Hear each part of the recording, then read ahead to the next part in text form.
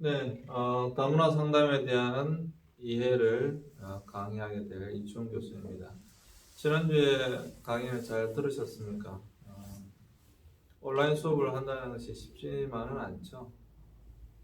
사실 강의실에서 만나서 이런 이야기 저런 이야기도 하면서 또 실제적인 동영상도 보면서 수업을 하면 훨씬 좋을 텐데요. 안타깝게도 이렇게 일방적으로 강의를 해야 돼서 좀 안타까운 부분이 있는 것 같습니다. 오늘은 다문화 상담에 대한 전반적인 이해에 대하여 살펴볼 텐데요. 특별히 문화적 관점에서 살펴보도록 하겠습니다. 네, 넘겨주세요.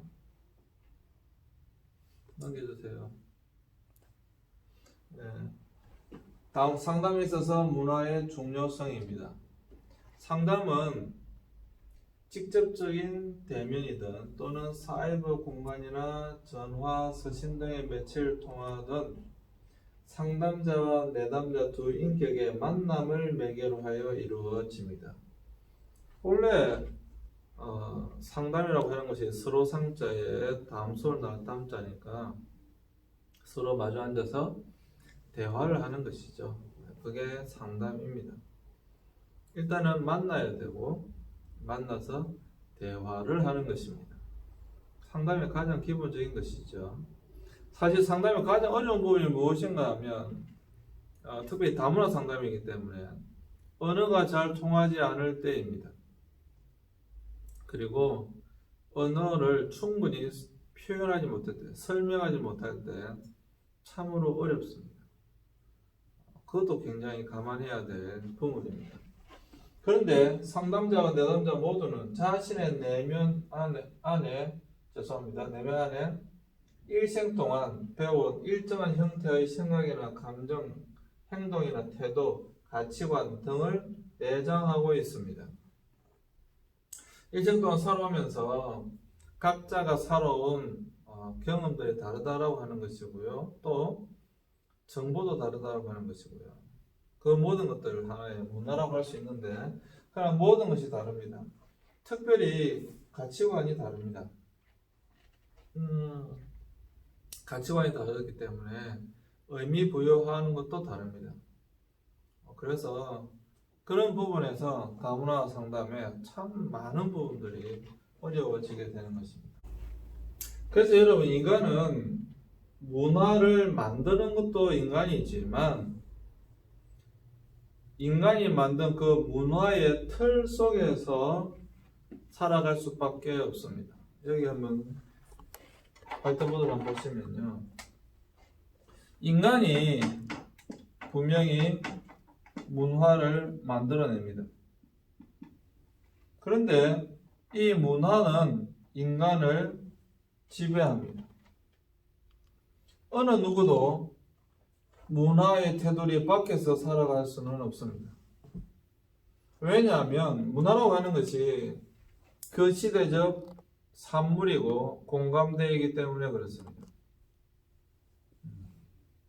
물론 우리 대한민국이라고 한다면 전부의 문화가 있고 또 10대의 문화가 있고 20대의 문화가 있고 장년층의 문화가 다 다릅니다. 어쨌거나 10대라고 한다면 그 10대의 문화 속에서 살아가는 것이고요. 대한민국의 전체 문화 속에서 또 살아가는 것입니다. 인간이 문화를 만들지만 결국에는 인간은 그 문화라고 하는 그 틀 안에서 살아갈 수밖에 없다. 어느 누구도 문화의 영향으로부터 자유로울 수 없습니다. 반드시 그 문화 속에서 살아갈 수밖에 없다고 하는 것입니다. 이러한 차이를 지각하거나 이해하지 못한다면 친밀한 상담 관계는 이루어지지 못한다.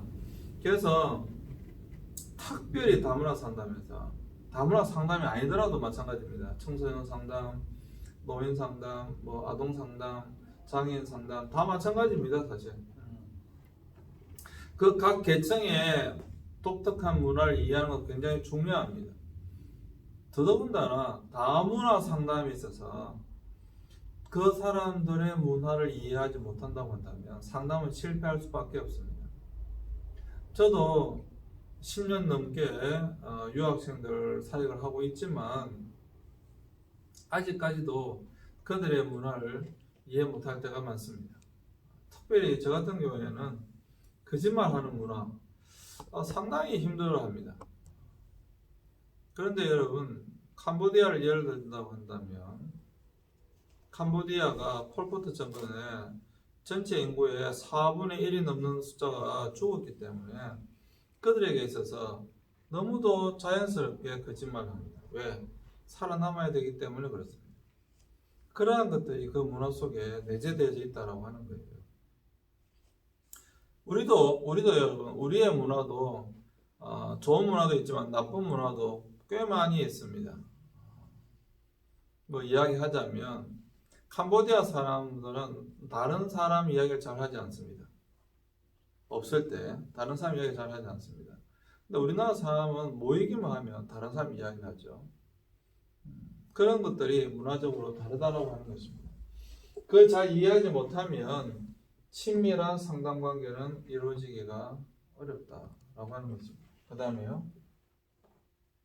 효과적인 상담 진행을 위해서 필수적으로 상담자와 내담자의 문화적 차이를 최소화하여야 하며 또한 문화적인 맥락에서 인간의 행동에 대한 올바른 해석이 필요합니다.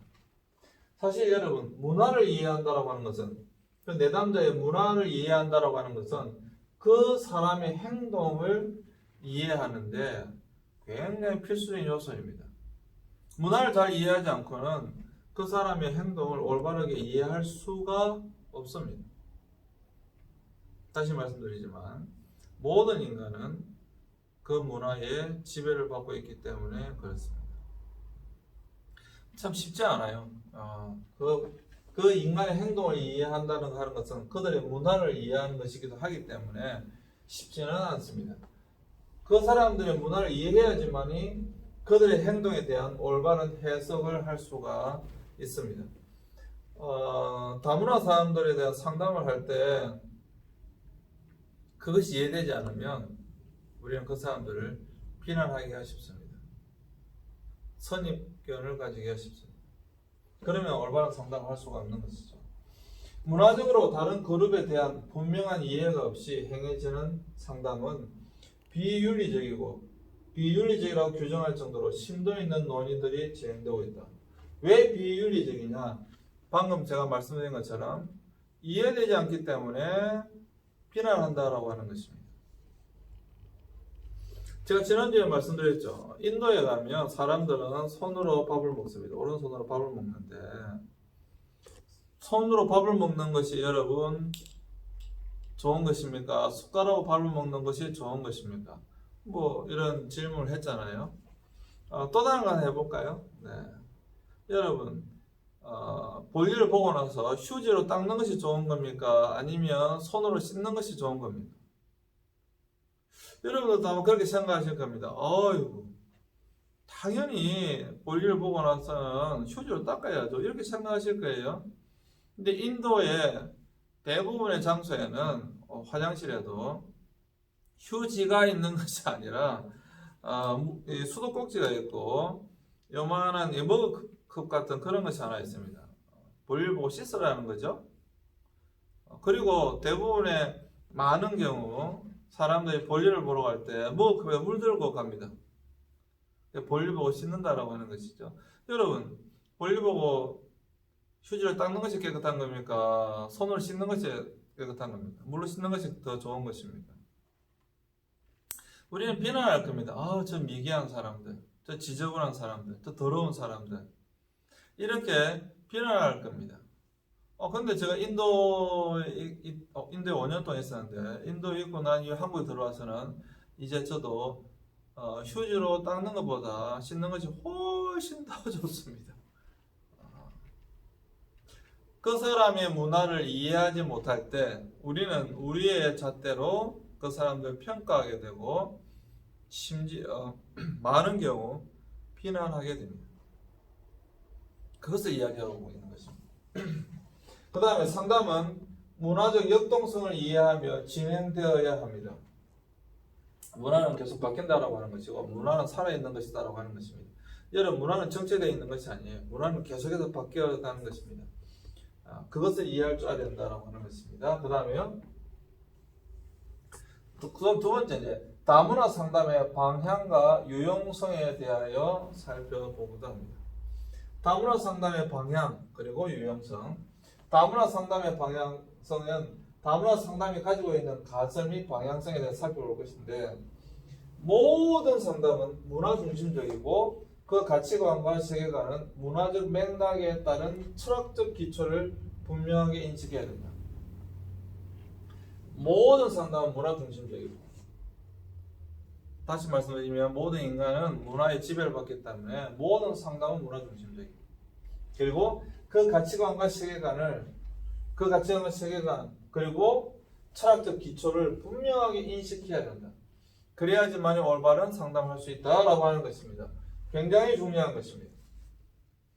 여러분, 모든 상담은 문화 중심적이다라고 하는 것, 그들이 가지고 그 가치관을 알아야 된다라고 하는 것, 그리고 그들의 철학적 사고를 기초를 알아야 된다라고 하는 것을 여러분들이 명심하셔야 됩니다. 그래서 다문화 상담이 훨씬 어려운 겁니다. 우리나라 사람이라고 한다면 우리가 문화의 공감대가 이미 형성되어져 있지만, 다른 나라 다문화 사람들, 그 사람들이 이해한다라고 하는 것은 결코 쉬운 것이 아니다라고 하는 것이죠.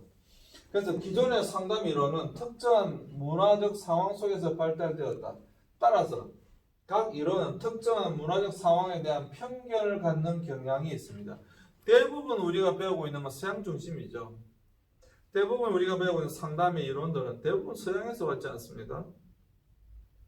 그리고 그 서양 중심의 사고관, 서양 중심의 그 문화, 또 서양 중심의 케이스, 그런 것들 속에서 우리는 교육을 받고 있습니다. 그리고 그것을 한국 상황에 접목시키려고 하죠. 그러다 보니까 충돌이 일어납니다. 일단은 여러분, 우리가 배운 것이 서양에서 온 학문이고, 그것을 우리는 또 다시 재해석해서 우리는 받아들여야 되고, 그리고 난 이후에 우리가 또 다른 문화의 사람들을 상담하려고 할 때 그것이 여러분 얼마만큼 큰 차이가 있을지는 충분히 우리는 생각해 볼 수가 있습니다. 물론 인간이라고 하는 공통된 상황, 또 공통된 문화, 융이 이야기했던 것처럼 원형이 있기 때문에, 물론 여러분, 우리는 서로 인간이기 때문에 공유할 수 있는 것들이 분명히 많이 있습니다. 그럼에도 불구하고 일치하지 않는 것들도 있습니다. 당연히 그렇겠죠. 근데 지금까지 우리는 대부분 서양 중심의 기존의 상담 이론들이 대부분 서양에서 왔기 때문에 서구 중심의 그런 문화관을 가지고 배워왔고 그것을 해왔다라고 하는 것입니다. 충돌할 경우가 상당히 많이 있겠죠. 많이 있을 수밖에 없습니다. 사실 저는 선교신학자이기 때문에 그걸 선교지에 접목해보면, 신학도 마찬가지입니다. 선교지에 접목을 시키려고 하다 보면 엄청나게 여러분 문제가 발생합니다. 그래서 이제 예전에는 1900년대 그 이전에는 나왔던 토착화라고 하는 용어였고, 이제는 1990년대 이후로 주로 많이 나오고 있는 것이 이제 상황화, contextualization, 즉 그 상황 컨텍스트에 맞는 복음을 전거해야 된다. 뭐 이런 겁니다. 우리 성교에 본다면 그렇다라고 하는 거예요. 상담도 마찬가지라는 겁니다. 우리가 배워왔던 것을 그대로 그 사람들에게 그대로 전한다, 그대로 접목시키려고 한다, 맞지 않는 경우가 상당히 많습니다. 이런 것들을 알고 있어야 된다. 그래서 편견을 가지게 되면 안 된다. 아까 말씀드렸던 것처럼 잘못된 편견을 가지면 안 된다라고 하는 것입니다. 그 다음에요, 문화적으로 다른 세계관을 가진 상담자는 내담자의 관심에 대해 다른 해석을 하게 됩니다. 이것이 굉장히 무서운 거예요. 나의 관점으로, 나의 문화로 그 사람들의 문화를 판단하기 때문에 다른 해석, 다른 해석을 가질 확률이 상당히 높다.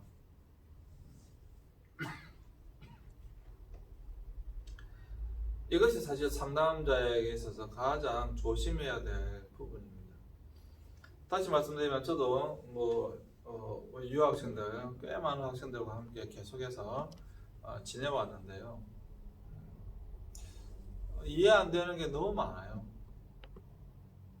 이해가 안 될 때 잘못하면 편견을 가지게 됩니다. 잘못된 해석을 가지기 때문에 그렇습니다. 나 또한 나의 문화적 틀을 통해서 나의 관점으로 그 사람들을 이해하고 해석하기 때문에 그렇습니다. 근데 그것을 바꿔야 된다는 겁니다. 그것을 조심해야 된다는 겁니다. 특히 다문화 사람들에 있어서는 굉장히 중요한 것입니다. 이해할 수 없는 것이 많은데 그것에 대하여 다른 해석을 하면 안 된다. 편견을 가지면 안 된다. 특별히 비난하면 안 된다. 라고 하는 것입니다.